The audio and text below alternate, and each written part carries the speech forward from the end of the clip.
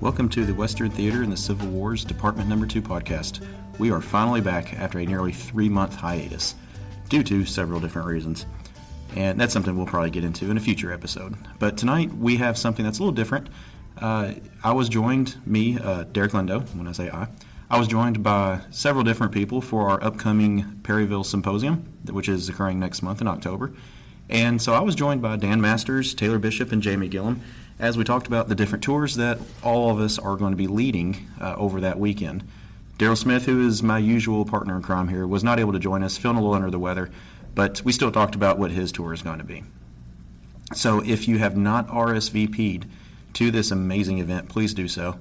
Visit westerntheatercivilwar.com, click events, and then hit the Symposium at Perryville RSVP button just to let us know that you're coming. We've got a lot of great things planned and coming up, and those are the things that you'll hear about very shortly. So, with that, please enjoy this discussion about what you can expect next month at Perryville. All right, hello everybody, and we are recording this on September 24th, so we are a little less than a month away from the third annual Perryville Symposium, and got several people here with me. Daryl is not with us. He's feeling a little under the weather, but we got everybody else here, and we're going to talk about the Symposium coming up next month and really a little bit about each tour just to whet your appetite, and if you're on the fence about whether you want to go or not, hopefully this will be the convincing thing that makes you want to go, because we've really got a lot of cool stuff lined up for you. So as usual, every night or every symposium, we always start on Friday night. And we do a little tour then, and then we've got 3 tours on Saturday, and then we also have one on Sunday, and just kind of wrap up the weekend. So we're going to start off with Dan. He's actually going to, Dan Masters, he's actually going to talk about Daryl's tour Friday night, since Daryl's not here with us.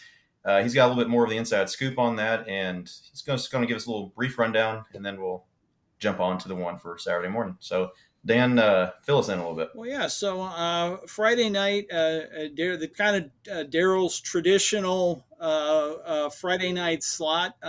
This year, he wants to focus in on really it's kind of Crittenden's approach march to Perryville and some of the cavalry actions that Joseph Wheeler engaged in the days leading up to the battle. So this one will be literally a driving tour. We're going to drive out several miles and visit a couple of different spots, and then reconvene back in downtown Perryville, which I think is where we're going to start from Friday evening. And you're going to have to clue me in on the time. I want to say it's 5-ish, 5:30-ish.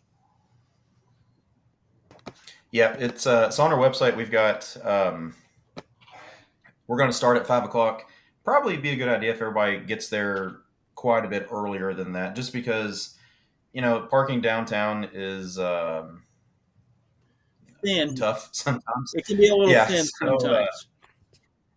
So whenever you get there, don't show up right at 5:00. Get there probably a little bit earlier, 4:30. You can mingle a little bit, get a little bit of the layout of what's going to happen, and then right at 5:00 we'll start, and we'll probably be heading out from there fairly quickly, I would imagine. Okay. Yeah, and so Taylor, this is the first time you haven't had to do 2 tours or a Friday night tour. Knock on wood. Knock on wood. Don't jinx me, all right? Now. Yeah, this is. Yeah, we don't need anything happening to Daryl. You're going to have to pick up the slack. So, always been the emergency go-to for the Friday night tour. That's right. This year, yeah, nothing's happening. So as far as we know, and you have the night off. You can just enjoy Friday this year. We're not going to Peters Hill, so that's probably the good sign right now. That's the thing. Yeah. So. Yeah. So if you haven't ever been to any of the other tours, and you're in the Symposium in the years past, sorry, my dog's trying to figure out a way to get in here. We the last 2 years we've done a Peters Hill tour. We did one. The first year we did it, it was the morning actions, right? And you did that, Taylor. Yeah. You did that within prepared for that in 5 days. Yeah, or something. I did the old undergrad way. Wait till the very end to start doing it. So, but I think it turned out really great. You're saying Friday morning and dug out the ORs, and oh, that's what we're talking about. That's exactly what happened. You never haven't been there. You never would have guessed. You did just Thank fine. Yeah, and I mean, it was great. And was that the year where the police came by and asked us which what we were year? Which doing? year That's have they that's Was that not? happened every yeah? year. Yeah. That's true. Yeah, I do remember 2 years ago we went to we got access to one of the nearby hills, and you could have perfect view of Peters Hill. Hmm. We won't have to worry about that this year, but we'll be going out from Perryville quite a bit. Hmm. But and then last year's Peters Hill tour was the Hmm. afternoon action, so that was also awesome. Trying, being there on the road, battlefield sites that are not exactly protected. Maybe one day, but as of right now, not exactly. So, but it was still cool to be there on the site and see, all that stuff, especially around the hill. So that's our Friday night stuff with Daryl, and we'll try to get him on maybe on the page later, and he can fill us in a little bit more. So Dan, on Saturday morning, you kick us off bright and early at 9 o'clock, 9 o'clock. and you are doing Mr. Starkweather, In and wrestling, I would be called the curtain jerker. Or basically, you're going to start off the show. So, usually not the top talent that does the curtain jerking. So, but yeah, we're going to build on. Last year we talked about Terrell's brigade in the fight up on Bald Knob, and this year we're going to cover John Converse Starkweather's brigade, which was in position right behind Terrell. Of course, the bitter fighting there in the cornfield. But really, I think last year we spent a fair amount of time kind of discussing more on tactics and regimental positioning. And this year I wanted to take a kind of a different track and really kind of go after more personalities and units. So really, as I look at this, we're going to be talking a bit about the background of General John Converse Starkweather, who was, the brigade commander in this action. Really, the more you learn about just a pretty a steady, hard-fighting brigade commander in the Army of the Cumberland, probably doesn't quite get the credit that he should for his actions. I'd offer it's because he's from Wisconsin, and Ohioans kind of dominated the Army. And but he had some really interesting units with him at Perryville. For starters, the 24th Illinois, which was predominantly came out of Chicago and was German. So it was a German regiment whose reputation had been pretty permanently sullied by what happened with the sack of Athens in Alabama back in May. So we're going to kind of talk a bit about that. The 79th Pennsylvania is another unit with an interesting history. There's not a lot of Pennsylvania units in the Western Federal Armies. This is one of only 3 infantry units, at least until after the 11th and 12th Corps came out and later in 63. But I have an interesting story there about John and Barbara Kautz. There was, and I think I shared the story on my blog here a few months ago, but there was a soldier in the 79th Pennsylvania, a new recruit who had joined the regiment, went into action for the first time at Perryville, and his wife and infant child were with him. And we're going to talk a bit about that. It's kind of an extraordinary story. And then we're going to move on to the 2 Wisconsin regiments. We have the 1st Wisconsin and then the 21st Wisconsin. So we kind of focus a bit for the 1st Wisconsin on the story of Quartermaster Harry Bingham, who had some pretty extraordinary war relics that he took home with him to his office in Cleveland, Ohio, after he mustered out of service or resigned his commission in 63. There was a flag capture that the 1st Wisconsin captured a flag, a polk pattern flag at the battle, unsure really who it belonged to. The 1st Tennessee says, well, that's not our flag. We never lost a flag. So it's, was it the 4th Tennessee, the 6th, the 9th? We don't know, but they captured somebody's flags. We're going to talk a bit about that. Kind of an extraordinary story about the 1st Wisconsin's flag itself. After Perryville, it was essentially in tatters, and they counted 260 bullet holes through the flag. So I'm thinking about that. There can't have been much left of the flag. I don't know how you count 260 holes in a flag, but that's what they claim. Must be a really big flag. Yeah, a big target. And then the last one, probably my favorite story, the 21st Wisconsin, which of course was the regiment that held that position in the cornfield. And they're really going to look at that from the standpoint of Sergeant John Henry Otto, who just his memoir is my absolute favorite in the Western theater. It's entitled Memoirs of a Dutch Mudsill. If you don't have it, please find it somewhere, eBay, wherever you can find it is well worth the read. But the perspective he gives on this battle in the cornfield is very eye opening, and we've got a few other accounts we're going to bleed in there too. But as I said, this year I want to kind of focus a little more on kind of the stories of the folks that were there, and and of course give some good battle details and whatnot, but not so much focused on this regiment was here and their line extended this long. And I mean, and a lot of it's ground we covered last year with Terrell's brigade, so we'll be going over a lot of the same kind of places. But yeah, excited to kind of bring that story together, and I'll make sure I keep people in the shade and not make them walk up and down hills as much as Mr. Smith likes to do. So it's part of the experience, But I'm assuming we get real close to the wall, right? Well, that's where we'll end. Yeah. The wall.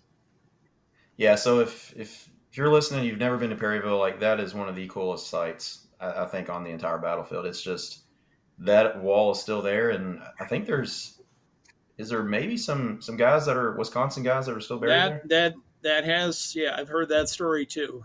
Yeah. But yeah, the interesting point about that, one could argue, is that the high point of the Confederacy in the West? Or is it Buffington Island or some other place in Ohio or Indiana? And I think it has a good stake to that to make that claim. Yeah. But unlike Gettysburg, the other high point of the Confederacy, I mean, it's virtually unmarked. Honestly, if you were there is a sign up there that's kind of makes that argument. But if you go to the wall itself, it's just kind of this nondescript stone wall on a hill. There's no huge marker or huge monument proclaiming, like in Gettysburg. I mean, I think there's it looks like a book. I mean, it's almost a holy site. And Perryville, not not so much. So yeah, it's not so much. It's more pristine, I would argue. Right. Yeah. All right. So, anything else you want to add on? No, I've talked enough. I'll put myself on mute. All right. So that brings us to 11 o'clock. That will be my tour. We will be covering the Brigade of St. John, Richardson, and Lydell. And man, this guy is just researching him really over the last few months. One of the most interesting guys I think I've ever read about. He commands a brigade of several Arkansas regiments, and which, by the way, finding information on Arkansas troops that's got to be one of the most difficult things I think I've ever tried to do. It's like there is just nothing out there for some of these guys. And last year I had the great idea of doing the Claiborne's brigade, and of course it's a whole lot of Arkansas regiments, so I ran the same problem. And I just that is the book right there. Yep, that's mine right here too. It is just. I guess I just love the punishment of researching Arkansas regiments. But anyways, Lydell, though, very interesting brigade. Their whole experience there. I guess you could say they were at the opening shots of the battle and the closing shots of the battle. They kind of did both. And one thing that's one thing I'm going to really highlight. But we won't be going up to Peters Hill to see all the stuff they did the morning of the battle. But we are going to try to cover some of their steps for that late afternoon, early evening. What I would love to do is, I don't think going to be feasible or well liked by a lot of people. That'd be a whole lot of walking. Starting from where Lydell's talking about when he's watching the battle from his original position, before he gets orders to go in, and he's watching the entire battle. He says it's like watching in an arena kind of thing. And then he's ordered to go into just wherever the fighting is the heaviest, which at that point, pick wherever you want, really. But as we follow him in, he is going to hit that area very close to the Russell House, the Dixville Crossroads, we're going to be talking about one very poor Indiana regiment that just gets shot up like no other, and in a very short amount of time. This is where the famous story with Polk accidentally riding into federal lines because it's too dark, he can't really tell who's who. The firing stopped because they were afraid they were firing into their own men, and Polk goes and investigates. And while he's over there, he's asking, who these commanders are, and they're giving their names, and he realizes very quickly he is in the wrong place.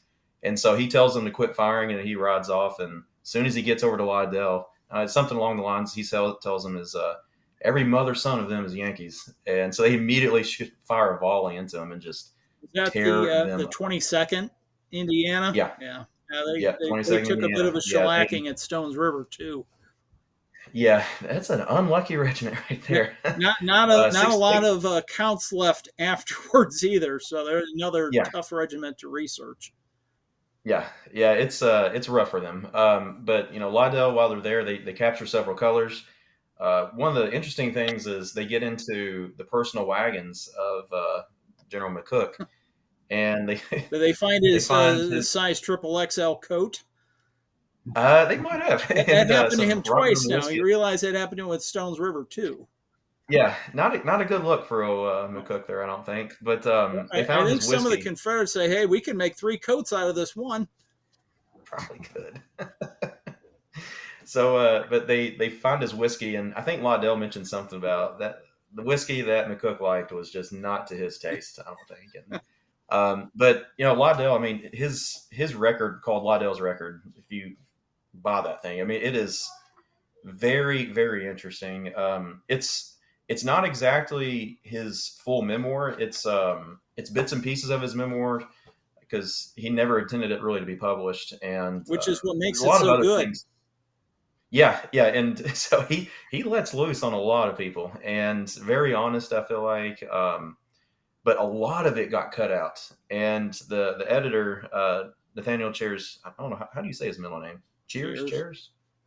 I'm not really sure, but Nathaniel Hughes Jr. I'll just say that. He writes in the opening that there was so much stuff that he had to cut out, and because that book would have been forever long and really unreadable, so he shaved off a lot of the fat, I guess. But the little background that we get to see on what was in the cut pile. Oh, I know. Yeah, it's Sure. yeah. It's like give us the Liddell cut of that book. But they've got a little biography about Liddell, and before the war, he's involved in this feud.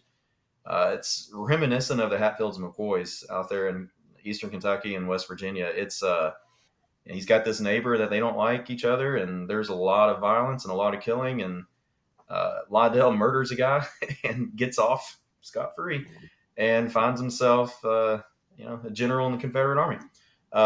That feud will continue to follow him after the war and ultimately leads to his death just a few years after the war is over.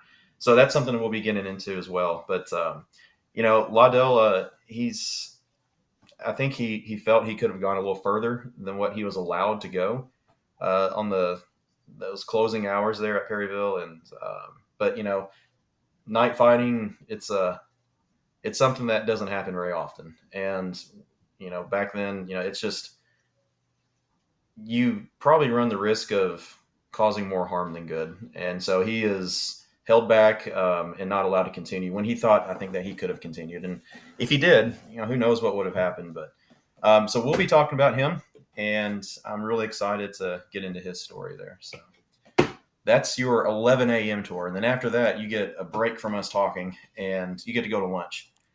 So there's several. If you've never been to Perryville, there's a few good places around there. There is a Mexican and pizza restaurant that's kind of combined together there. And so eating at the Mexican restaurant before, I thought it was pretty good. There's also a little sandwich shop. I don't know how to get there. I just follow Daryl every time. And yeah, it's way out there somewhere, and it's a pretty dang good sandwich for pretty cheap. So yeah, lunchtime will be good for a lot of people. That's usually some good downtime where we just get some good conversation and talk to people, and I really enjoy that. All right, so after lunch at 2:30, we have Town Fighting Part 2 with Taylor Bishop. So Taylor, talk a little bit about what you went over last year with part one, and then what you're going to do this year with Yeah, part two. so if anybody went to the tour last year, we kind of discussed about the October 8th of 1862 actions that occurred in the town, the urban combat that occurred there, and if any of you guys remember, it's a little bit more vicious than I think what a lot of historians have kind of given it credit to. I mean, it's just nasty street fighting that occurs well into the dark and is only stopped because they couldn't see each other anymore. Um, it was just a very good tour to kind of open it up. And, based on the research that I did last year, I started realizing that there's a lot more to the story that happened the next day. And so I figured that, this symposium I would discuss what occurs there. And so that's where we're going to be building off of is, of course, I'll give a quick summary of what happened on the 8th, but this tour is going to be focusing on what happens on the 9th. And so, I'm going to be discussing how what was supposed to be anywhere between a 20,000 to 40,000 man attack fumbled into less than only 100 or so men, and like why that happened, what happened, and, what could have maybe happened. We won't do a whole lot of what ifs, but it's very interesting to see if the massive attack that Buell had wanted had occurred, how different the ending of Perryville probably would have looked like. And so we'll talk a little bit about that.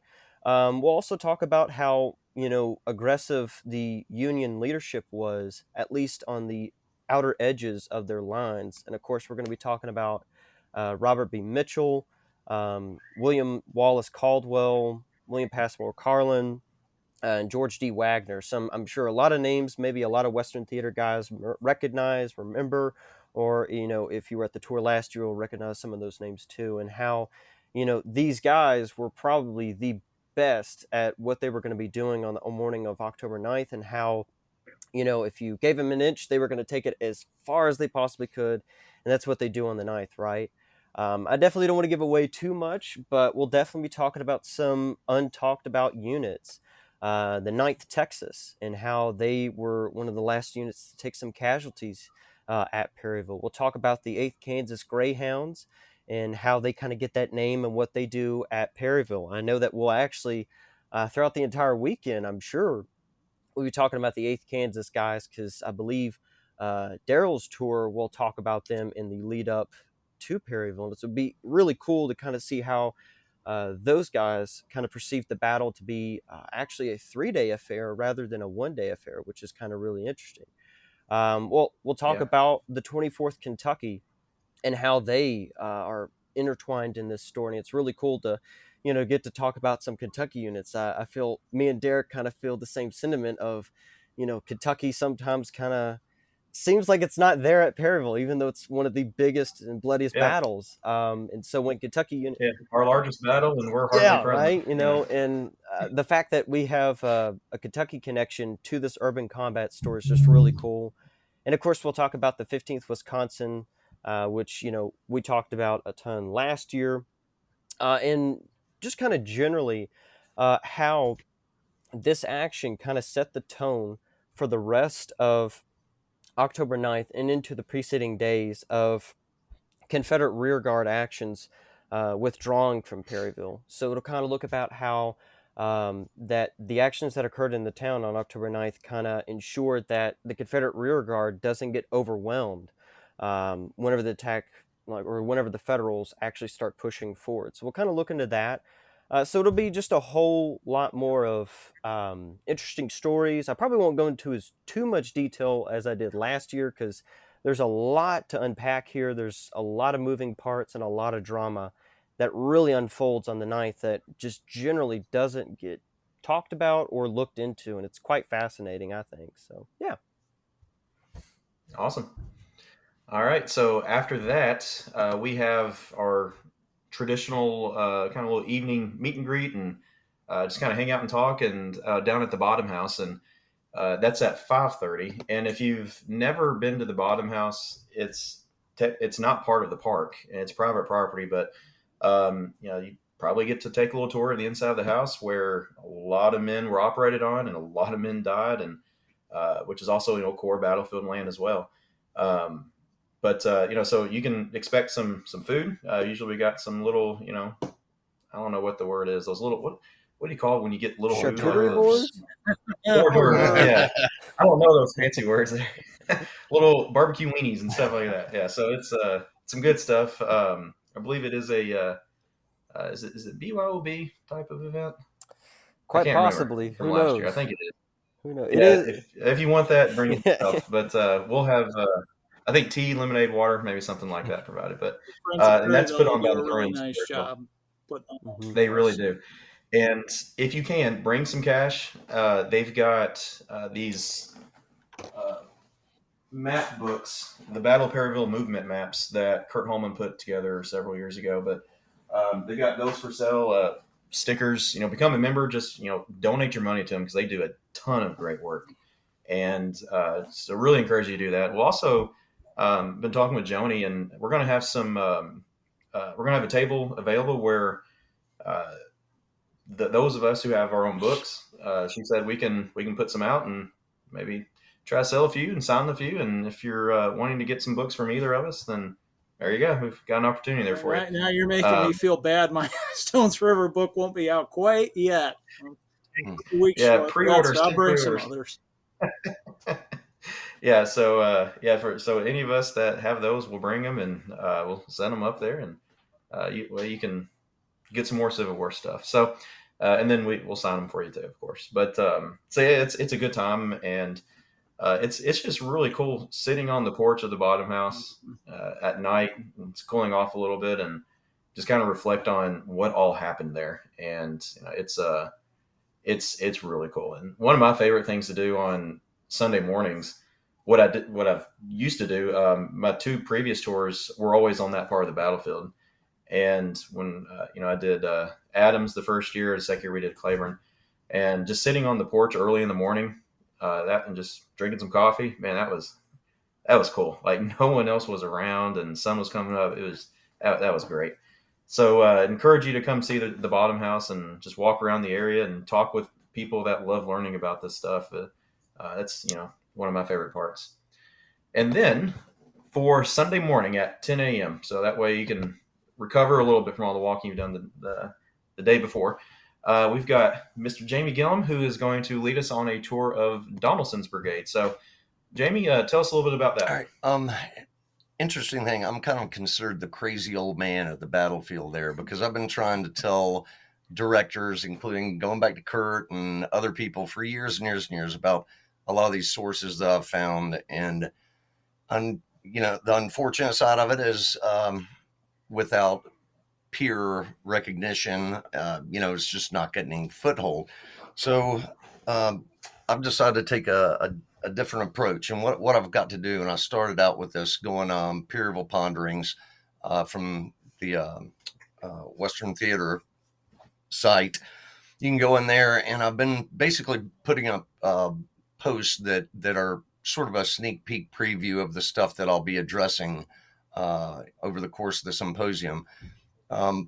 Starts out with, unfortunately, that you have to actually go into these written histories of the battle, and the two most significant, of course, being Haffendorfer's from 1981. Kenneth Nose came out in 2001, and they're still basically the Bible of this battle. But when you go in and you actually go to the parts that I'm having a problem with, which is primarily Donaldson's Brigade, we got to go in and look at the citations and check every single source. And as I did so, I realized that much of the battle is being interpreted through supposition. A lot of the citations and sources that you see from the citations are actually maybe an individual is referenced in that paragraph, but the statement or conclusion that the historian is making in there is in no way actually supported by any of those sources in that citation. So kind of have to go look at that first, and we'll do that very briefly.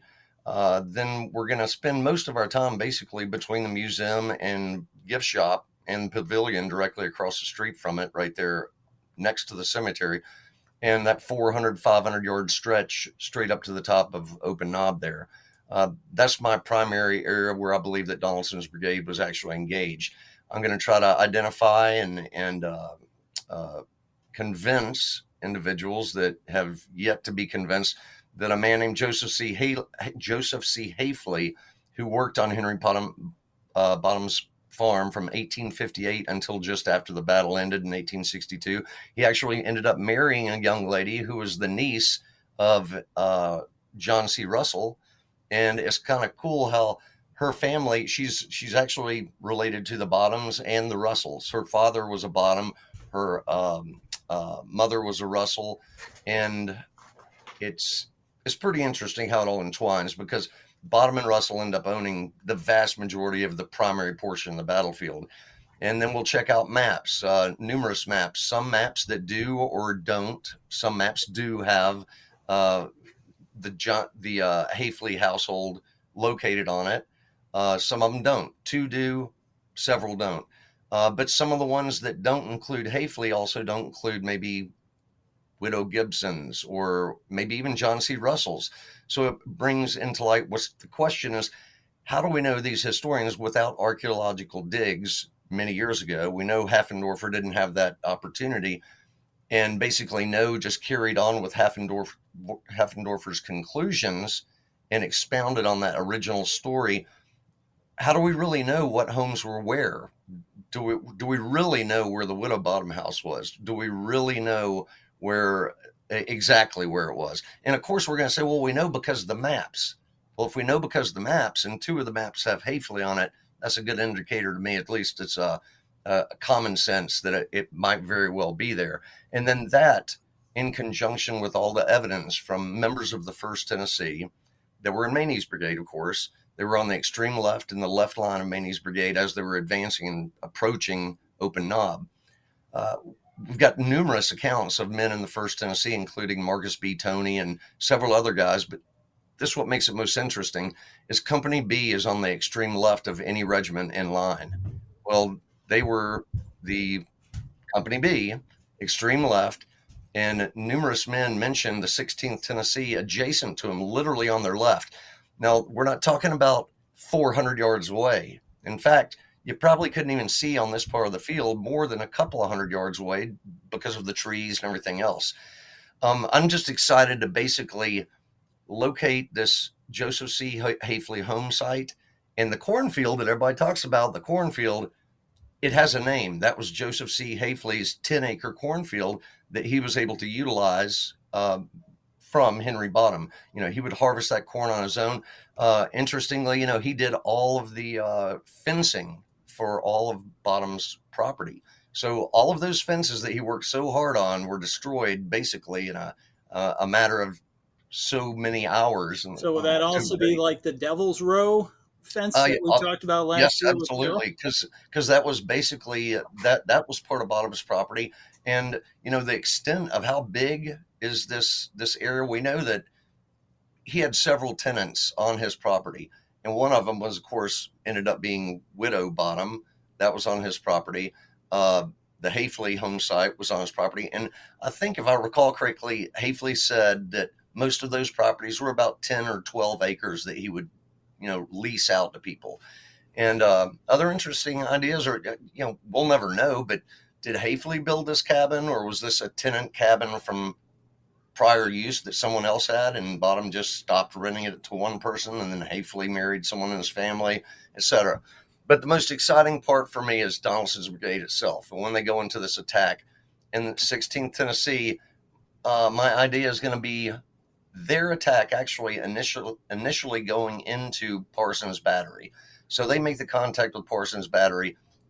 They're basically by themselves for about 25 to 35 minutes while Maney is moving into position. And official reports from Donaldson, Cheatham, all the accounts from the 16th Tennessee support that. And every single one of the members of that unit you'll see will actually confirm that Maney's brigade came to their assistance within about 30 minutes of the battle commencing and helped them in their third attempt to seize Parsons' guns. They seize it with them. Now, there's not many men left at that point. The 16th went in with 370 men, rank and file. And probably by the end of Open Knob taking place, they had lost 2/3 or more of the casualties that they would take in the battle, probably 3/4 of the casualties. And, many times they say, a brigade got withdrawn. And this is another interesting part that we'll look at is these other historians in the two primary works have stated that Donelson's brigade went all the way up, basically between all these regiments, and penetrated deep, got shot all to heck, and then retreated to their starting point. Well, that would be a quarter mile to nearly a half mile away. And none of the evidence will actually support that. And I'm just excited to show that, but I hope everybody will be willing to stick around, as many people as possible, for a Sunday. I know a lot of people got to try to make it home, may have long drives and stuff. But if you want to learn something exciting that, hopefully I can convince you of, it'll be fantastic to have whoever we can still hanging out. Yeah, definitely do that, everybody, because I'm typically the one that does the Sunday tours, and we always have a good crowd on Sundays. And what I was talking about before we started recording was I'm just glad I don't have the Sunday tour now, because that way I don't think about it for the entire time and I can enjoy it a little bit more. But so yeah, I'm excited to hear Jamie's and everybody's, and I think we're all going to have a great time there. I'm just looking forward to seeing some people I hadn't seen since last year, and it's gonna be another good time. I think. So the cops Gunny, called. tell me what happened between Colonel John Savage and Daniel Donaldson after what happened at the 16th Tennessee at Perryville. 'Cause it actually ties into Stones River a few months later. Yeah, well, he does still claim that Donaldson, and there was some sort of alliance between Isham Harris, Governor Isham Harris, and Donaldson, and he even throws Cheatham in the mix, which is kind of crazy to me, because Cheatham never actually said anything bad about Savage. In fact, years following the war, he even wrote Savage and said, "Look, your name was I put your name up for Brigadier General after Murfreesboro took place," and Isham Harris is the one that basically said, "Here you go, Marcus J. Wright. This is for you." Went from lieutenant colonel, skipped colonel, all the way to brigadier general. So there was a huge rift there.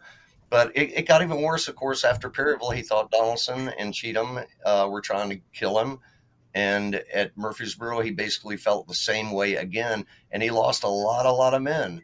And I think Donaldson did feel bad about the loss of the men, but there was definitely ill will between the two of them. Yeah. And I think essentially after Perryville, even though Savage is in Donaldson's brigade outside of like official communication, these men hadn't spoken to each other in months. No. In their first interaction in the hills of, or the mountains of Western Virginia, up around Greenbrier, and there Savage realized his men were camping in a really wet, swampy area, and a lot of them were getting sick. He literally had about 100 or more men get sick. He went over to Donaldson and said, "Hey, sir, do you mind if I move the camp?" And Donaldson refused. And so he said, "Well, sir, you'll see my men 400 meters that way," or whatever. And he literally picked up, moved the camp. And later they claimed that Donaldson rode over to the camp and said, "Wow, this is an awesome camp. Could you move me over here?" And of course, Savage wasn't willing to do that. But yeah, it was... Yes, Savage is just a very rough relation. Utterly fascinating individual. He is. One of the best descriptions of him is also by, oh my goodness, the bishop, not Quintard, but... Not Bishop Polk, I hope. No, he, shoot, I can't even remember his name right now off the top of my head. But he had an excellent description, basically saying that if you met him, he didn't think anything of Savage when he initially saw him. He looked like a rough and tumble guy. But when he got to know him, he actually met him. They really associated with one another. He learned that he deeply cared about his men and that he was very serious about what role he was playing in the war. And he said, basically, outside the rough exterior, this man will probably die a bachelor. And he did in the end. Yeah. So. Another Jubal Early. Yeah. Terrible, what do they call him, the terrible old man? Probably. Yeah, it's like stuff like that. These feuds that are in the Army of Mississippi, Army of Tennessee. It's like the dysfunction, Mm-hmm. and that's Dan. That's something we talked about way back on the Stones River episodes, way back in the spring, and it's a wonder that Army was able to function as long as it did and as well as it did with all these guys seemingly hating And I would each other. argue that the reason it accomplished what it did on the battlefield, it rested on the strength of the men in the ranks, not the Yeah. Oh fools yeah. that were leading them, but the men in the Yep. ranks that were willing to pull it all on the line, despite the fractious leadership that they had. I mean, Stones River is an amazing example of that, and so is Perryville. Yeah. There's I saw something.